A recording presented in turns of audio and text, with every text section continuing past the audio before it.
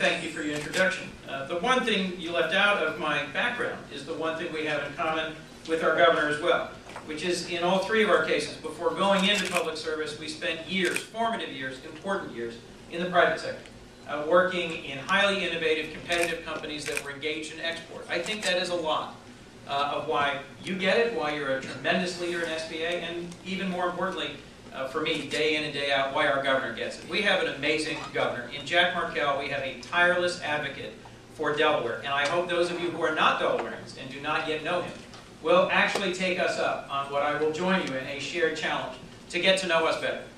Just a week ago, we were with Johnson Controls as we were doing a groundbreaking on a new plant where they are tripling the size, investing in creating a new state-of-the-art battery manufacturing facility, tripling the size of a 50-year-old auto battery plant in Middletown, Delaware. And a bunch of guys had flown in from headquarters, and they were expecting the usual rah-rah, you know, check, hi, there's great, you know, throw a little dirt, get on the plane, go home. And after spending time meeting our governor and talking with some other folks who happened to be there, one of them turned to me and said, "Are you sure you're all Democrats?" I said, "Yes, we are." "Why do you ask?" He said, "I have never met a more tireless, engaged, enthusiastic, and responsive bunch of folks in public service." I don't mean to pick on parties or mention anything partisan. I'm just suggesting that they were not expecting the level of enthusiasm, engagement, and responsiveness they got from our governor, from our senior senator, Tom Carper, represented here today by Jeff Dayton, from our congressman, John Carney, and from Alan Levin, the excellent Secretary of Economic Development here for Delaware. We've got a great team, so if you haven't given us a chance, please come give Delaware a significant opportunity. As county executive, I was active in the Select Greater Philadelphia initiative, something the Philadelphia Chamber of Commerce and the CEO Council of Growth have both really led, something our governor's also supported, because as the Secretary and I were talking about, we really are part of the Philadelphia ecosystem. And we recognize if we're going to fight and win for the new markets and the new jobs that are the focus of the NEI, we have to be a coherent regional engine creating jobs for our people and competing successfully against the other regions of the world. I'm grateful for a chance to be here. Dr. Lonnie George, thank you for hosting us today.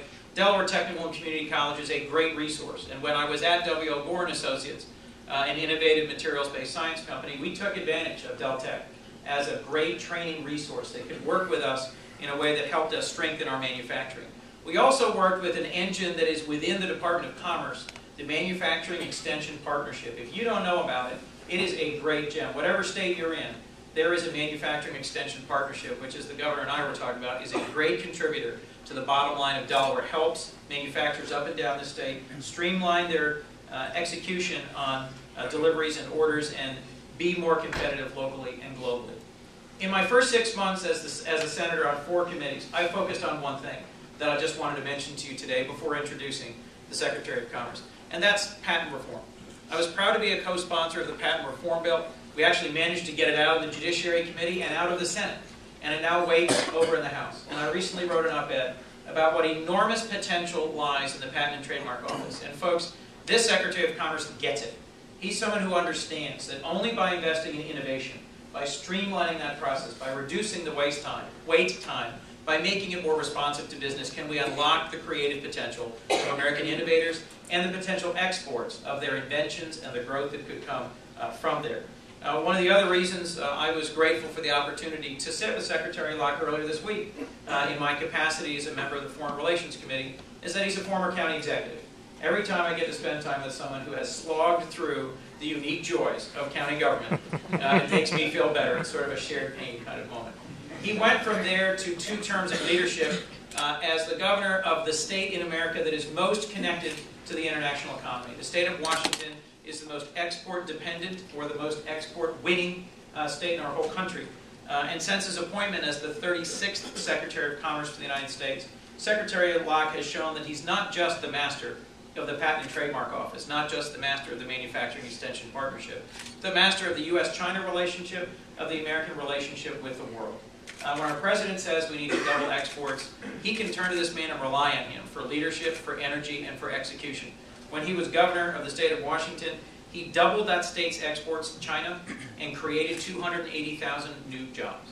So frankly, even though I am excited to have him and his wife Mona and their 3 kids in a new role, representing us in China, one of our most important strategic relationships for the long term, I'm not going to rush on that confirmation vote because he's got some great and important work to finish out in his last few months as our Secretary of Commerce. Ladies and gentlemen, let's give a really strong Delaware welcome to Secretary Gary Locke.